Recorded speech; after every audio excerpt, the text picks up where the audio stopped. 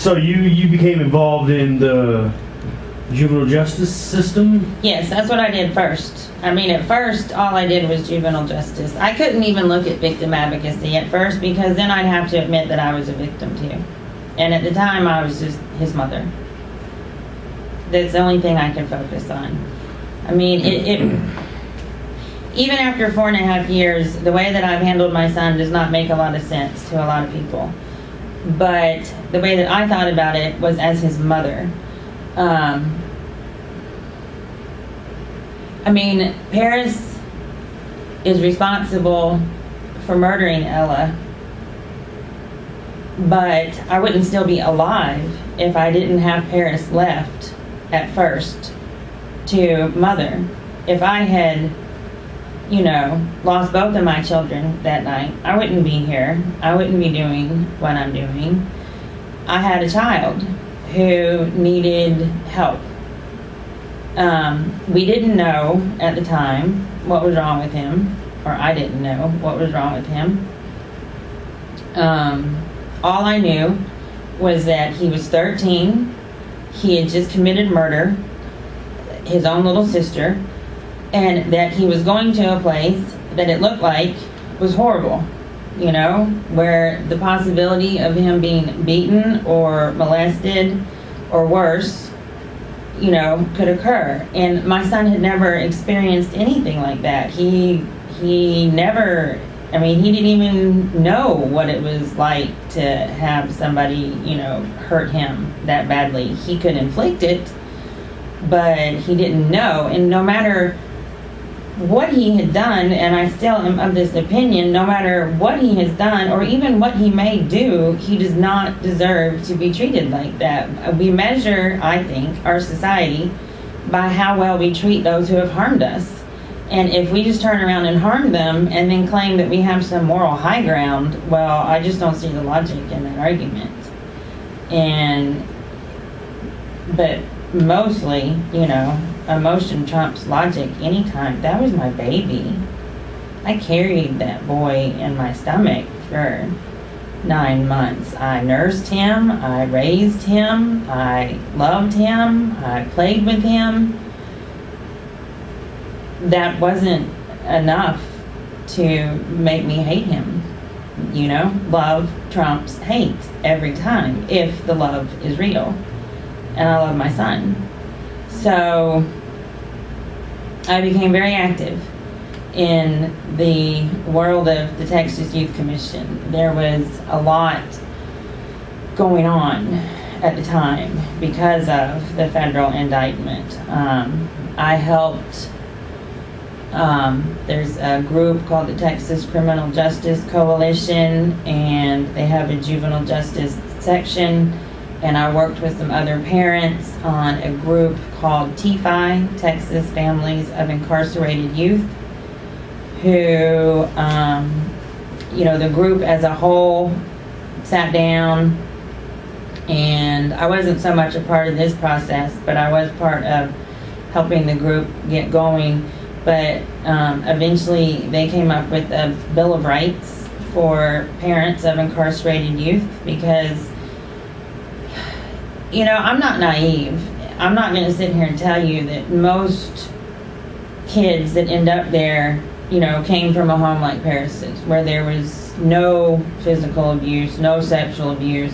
They always got to go to private schools. I was divorced. Paris has had a great life compared to most of these children. On the other hand, I noticed when I got there that, it's almost as if once your child commits a crime, that you're the criminal too. When our kids graduate from Harvard, very few people walk up to you and go, well, look at what you did, you got that kid through Harvard. They might be like, good job, you got a kid that graduated from Harvard, or good job on the sacrifices you made to get him there. But when your kid goes to prison, especially for something like murder, everybody wants to blame you. it's just like they almost forget that children, especially teenagers, do have free will also. You know, they make their own decisions. I know I sure did when I was 13, and they weren't always good. So these parents and myself, we were being treated like criminals too. We had very little input over our children's, you know, rehabilitation. The thing that really got me going after the indictment was, you know, you know, being a little type A, was constantly calling up there and going, well, when do you want me to come in? When do you want me to come in? When do you want me to come in? Because evidently we have a family problem here, you know? So, and as a juvenile, I think you should treat the whole family. But they didn't want my input. They were relying on police reports, which aren't always accurate. They were relying, and they still do this, on the self-reports of the children in their care. And I was like, well, you know, they lie. Kids lie. Especially a lot of these kids, a lot. And they weren't asking for outside verification about what these kids' lives were actually like. So I just, like, you know, made a lot of commotion in the juvenile justice field. It was about 2 years ago that I started more on the victim advocacy side. I decided that I needed an outlet. And I don't know why I thought this was going to be an outlet at first, but I'm like, you know, I probably need a personal hobby. So I decided to do some volunteer work, and I chose the San Antonio Police Department Family Assistance Crisis Team. And I saw a little blurb in the San Antonio paper that they needed volunteers. Well, the San Antonio Family Assistance Crisis Team is a group of volunteers who provide support and education to victims of, well, they used to call it domestic violence, but now it's family violence. But mostly we see, you know, battered husbands, wives, girlfriends, boyfriends, things like that. Parents that hurt their children, children that hurt their parents, but mostly the intimate relationship type violence. So I'm like, that sounds like a good hobby. And I went and I did the training, and I don't know, I just was really good at what I did. And I worked a lot of hours, and I have a tendency, if I want to do something, to just inject myself into, like, you know, wherever it's happening, and showing up and saying, hey, I'm here, I want to do this, let's go. They were a little hesitant at first because of my personal experience with family violence. They weren't sure that I would be, you know, able to, that it wouldn't be too traumatic for me. But a couple of years later, and about, you know, 1,200 hours of service work later,